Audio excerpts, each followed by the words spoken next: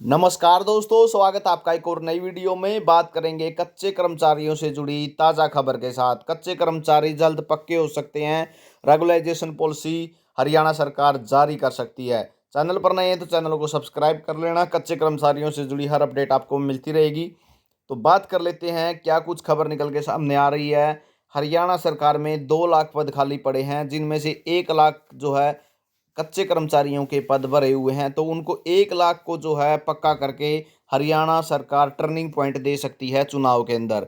तो क्या कुछ मामला है, यहाँ पे रुक कर लेते हैं। तो यहाँ पे आप देख सकते हैं आगे जो लोग विधानसभा के लिए जो है 10 से 15 सितंबर के लिए आदर्श चुनाव आचार संहिता लागू होना तय है। 7 जून 2024 से 11 सितंबर 2024 तक कुल 95 दिन बचते हैं। इन 95 दिन में इस नई सरकार को कम से कम 365 दिन का काम करने की आवश्यकता होगी।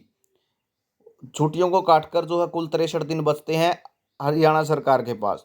लंबे समय से जो है अस्थायी कर्मचारियों की स्थायी करने की मांग चल रही है। मुख्यमंत्री नायब सिंह सैनी सरकार जो है के लिए यह सबसे फायदेमंद फैसला होगा। अगर कच्चे कर्मचारियों को पक्का किया जाता है तो सबसे बड़ा टर्निंग पॉइंट होगा ही। गलियारे में कहा जा रहा है कि अगर नायब सिंह सैनी सरकार रेगुलाइजेशन पॉलिसी ले आए और प्रदेश में 1 लाख से ज़्यादा कार्यरत अस्थायी कर्मचारियों को रेगुलर कर दिया जाए तो यह सरकार के लिए गेम चेंजर साबित हो सकता है। पूरा गेम चेंज हो जाएगा चुनाव का।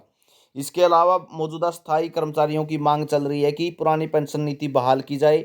वैसे तो यह भाजपा की केंद्रीय नेतृत्व का फैसला है कि पुरानी पेंशन संख्या बहाल नहीं करनी है, और भाजपा ने किसी भी राज्य में यह वादा नहीं किया है। मगर हरियाणा में उदाहरण के तौर पर इसकी घोषणा अगर नायब सिंह सैनी की सरकार कर दे तो भाजपा के खिलाफ जो एंटी इनकैम्पसी का माहौल बना हुआ है उसमें काफ़ी हद तक सुधार हो सकता है। वैसे कांग्रेस के सीनियर लीडर पूर्व सीएम भूपेंद्र सिंह हुड्डा ने घोषणा ही कर रखी है कि अगर कांग्रेस की सरकार बनेगी तो पुरानी पेंशन बहाल होगी। गलियारे में कहा जा रहा है कि लोकसभा चुनाव के तुरंत बाद रेगुलाइजेशन पॉलिसी बनाने और कर्मचारियों के हित में फैसले लिए गए थे, मगर उस रेगुलाइजेशन पॉलिसी का इतना लाभ नहीं हुआ था। ठीक है, 2014 में ये प्रभाव पड़ा था, लेकिन 4,500 कर्मचारी ही उसमें पक्के हुए थे। इसलिए नायब सिंह सैनी सरकार को ऐसी रेगुलाइजेशन पॉलिसी बनानी चाहिए जिसमें outsourcing policy part 1, outsourcing policy part 2, society में राज्य सरकार के 100% बजट संसाधनों से वेतन पा रहे कर्मचारी, हर टोन व अन्य किसी भी प्रकार के तरीके से नियुक्त अस्थायी कर्मचारी रेगुलर हो सकें। अन्यथा 2014 जैसी रेगुलाइजेशन स्कीम बनाने का कोई फायदा नहीं है, क्योंकि अगर 4,000 5,000 पक्के होते थे उसका कोई फायदा भी नहीं है।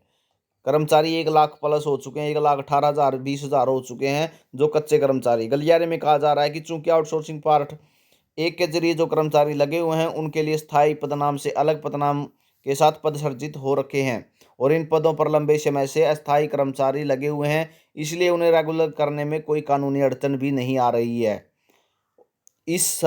नई सरकार के लिए 2 लाख सरकारी पद पड़े हैं, खाली पड़े हैं 2 लाख पद। इन्हें भरने के लिए एक चुनौती होगी। गलियारे में कहा जा रहा है कि इन पदों का भरना मुश्किल है, क्योंकि एचएसएससी का जो गठन है वो भी लोकसभा चुनाव के बाद ही हो पाएगा।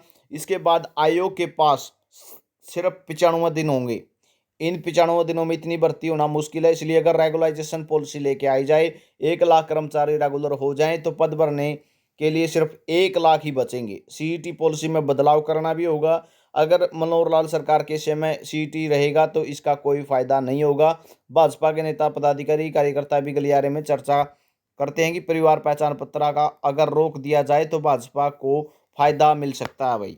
तो कच्चे कर्मचारियों के लिए पॉलिसी जल्द आ सकती है। सरकार अगर यू टर्न लेना चाहती है, गेम चेंजर बनना चाहती है, तो पॉलिसी लेके आनी पड़ेगी। और हाई कोर्ट की तरफ से अलग से कह दिया गया है कि कच्चे कर्मचारियों के लिए रेगुलाइजेशन पॉलिसी लेके आनी है।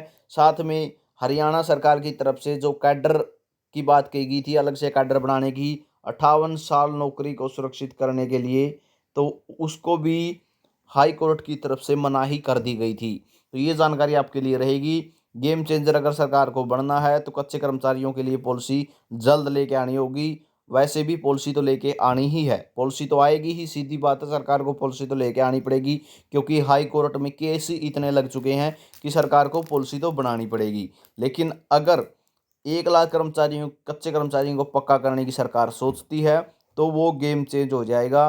लोकसभा की बात हो चाहे विधानसभा की बात हो, तो पूरा गेम ही पलट जाएगा चुनाव का। तो ये जानकारी आपके लिए रहेगी।